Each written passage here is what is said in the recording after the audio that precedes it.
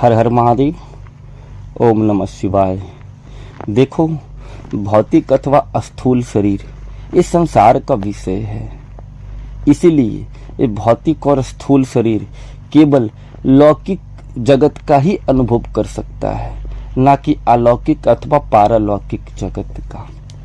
हाँ, अब देखो, आप चाहोगे कि हम इस भौतिक शरीर के द्वारा किसी ऐसा अनुभव ज्ञात करें जो लौकिक जगत से ऊपर हो, भौतिकता से ऊपर हो, स्थूल से ऊपर हो, तो कभी ये संभव है? नहीं, कदापि संभव नहीं है। अगर लौकिकता से ऊपर उठ करके कोई अलौकिक अनुभव की जहाँ बात आती है, वहाँ कभी स्थूल शरीर अथवा भौतिक शरीर का कोई कार्य और महत्व शेष नहीं रहती है। वो सूक्ष्म विषय की अनुभव है। इसीलिए उस अनुभव को केवल हमारा सूक्ष्म शरीर ही कर सकता है, ना कि हमारा भौतिक शरीर।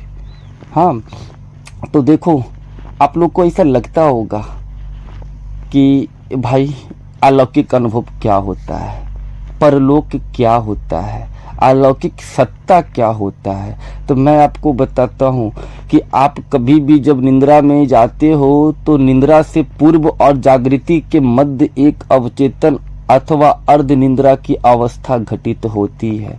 वहाँ पे आपका भौतिक अथवा स्थूल शरीर तो नहीं होता है, परंतु आप अवश्य होते हो। वहाँ स्वप्न की अवस्था घटित होती है। तो जिस प्रकार से ये स्वप्न की अवस्था होती है, उसी प्रकार से ये परलोक की सत्ता होती है, अलौकिक की सत्ता होती है, जहाँ हर चीज एक सूक्ष्म आयाम के अंतर्गत होता है और हर सूक्ष्म आयाम का अनुभव केवल हमारा सूक्ष्म शरीर ही ज्ञात करता है। और जब तक हमारी चेतना ये भौतिक और स्थूल शरीर से जुड़ा रहता है, तब तक ये केवल लौकिक अनुभव ही ज्ञात करता है, संसारिक अनुभव ही ज्ञात करता है।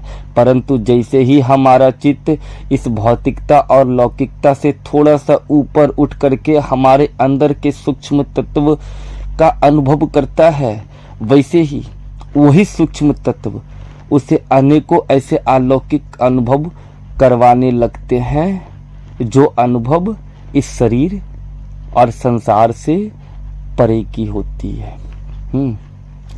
और यही सुषुम्ना का द्वार के उस पार, यही वो सत्ता है जहां जा करके व्यक्ति अपने सूक्ष्म आयाम में केंद्रित हो जाता है, अपने सूक्ष्म सत्ता के साथ एकाकार हो जाता है। और वही सूक्ष्म सत्ता सूक्ष्म आयाम का अनेकों अनुभव इस चित्त को प्रदान करने लगता है। ठीक है, तो अब यहाँ मेरी बातें ध्यान से सुनना। हाँ, आज का विषय भी यही है। आप भौतिक अथवा स्थूल रूप से कोई भी काम करते हो, कोई भी कार्य करते हो, एक बार उसे अपने मानसिक रूप से जरूर दोहराने का प्रयास करो, रिपीट करने का प्रयास करो। जैसे कि मान करके चलो कि आप किसी भी देवी देवता या किसी भी भगवान की पूजा कर रहे हो। हाँ, तो भौतिक रूप से आप जो जो नियम और जो जो कार्य उस पूजा के दौरान कर रहे हो, या फिर आपके द्वारा जो हो रहा है, जैसे मान के चलो कि आप शिवलिंग की पूजन आराधना कर रहे हो। हाँ, उस पे दुग्धाभिषेक कर रहे हो, जलाभिषेक कर रहे हो, बेलपत्र चढ़ा रहे हो, हाँ, प्रसाद चढ़ा रहे हो, उस पे भोग चढ़ा रहे हो, चंदन चढ़ा रहे हो। जो भी आप भौतिक पूजा में करते हो, इस कर्म इंद्रियों के द्वारा भौतिक रूप से जिस तरीके से आप पूजन और आराधना करते हो, आपको इसी चीज को मानसिक रूप से दोहरानी है, रिपीट करनी है। हाँ, मानसिक रूप से आपको बेलपत्र भी चढ़ाना है, मानसिक रूप से आपको जलाभिषेक भी करना है, मानसिक रूप से आपको दुग्धाभिषेक भी करना है। बिल्कुल बारीकी से शांत और स्थिर होकर के हर उस क्रिया को उसी तरीके से रिपीट करें जैसे आप भौतिक रूप से किए थे। और इतना याद रखना, मानसिक पूजा भौतिक पूजा से श्रेष्ठ होती है। हाँ, क्योंकि यहाँ मन, वचन और कर्म तीनों एक लय हो करके इस क्रिया को अंजाम देते हैं। हाँ, और ये मन, वचन, कर्म जहाँ तीनों एकाकार हो जाए और यहाँ से एक लय में गति करे, यहीं से व्यक्ति का ध्येय विकसित होना प्रारंभ हो जाता है। और किसी भी साधना का काम क्या है? सिर्फ आपके ध्येय को विकसित करना और कुछ नहीं। तो यही देखो, जिस तरीके से आप जो भी भौतिक कार्य, पूजन या कोई भी क्रिया आप जो भौतिक रूप से करते हो, उसे एक बार शांत स्थिर हो करके, बेड पे सो करके या फिर आसन में बैठ करके एक बार मानसिक रूप से उसे अवश्य दोहराएं। मैं यहाँ पूजन की क्रिया इसलिए बोल रहा हूँ ताकि आपके अंदर अपने इष्ट अथवा भगवान के प्रति थोड़ी सी श्रद्धा और विश्वास गहरी हो पाए। नहीं तो इसकी और भी एक वजह है, जिस वजह को मैं अभी यहाँ नहीं बता सकता हूँ, इसे मैं अगले के अध्याय में बताऊंगा, लेकिन एक संक्षेप दर्शन मैं आपको बता देता हूँ।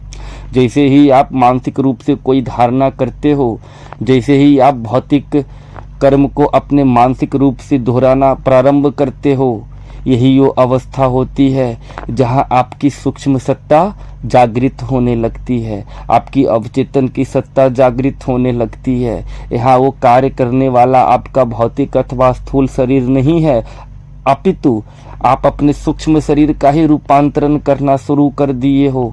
हाँ, और यही क्रिया सुषुम्ना को तेजी से जागृत करवाने में सक्षम होती है। ये सारी क्रिया जब आपकी धारणा विकसित हो जाएगी, आपकी ध्येय विकसित हो जाएगी, आप बिल्कुल उतनी ही एकाग्रता से मानसिक क्रिया करने में सक्षम हो जाओगे, हर वो क्रिया जो आप भौतिक रूप से करते हो। तो देखना, यहाँ आपकी सूक्ष्म सत्ता की जागृति होनी प्रारंभ हो जाती है। और हर सूक्ष्म सत्ता की जागृति ये सुषुम्ना के द्वार के उस पार की ही व्यथा है, ना कि इस पार की। क्योंकि आप सुषुम्ना में हर दिन प्रवेश करते हो, परंतु सुषुम्ना का अर्थ होता है अर्धचेतन अवस्था। हाँ, आप तो हर दिन निद्रा में जाते हो, हर दिन स्वप्न में जाते हो, तो ये अवस्था घटित होती है ना।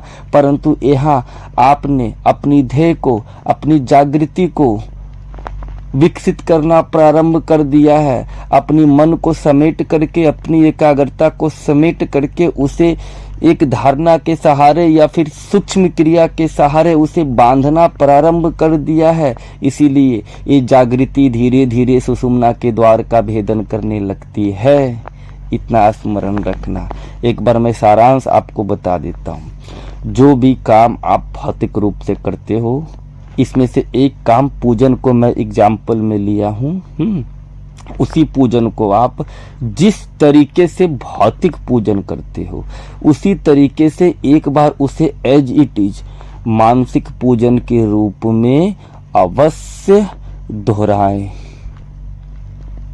ठीक है, चलो मुझे आज्ञा दो। हर हर महादेव।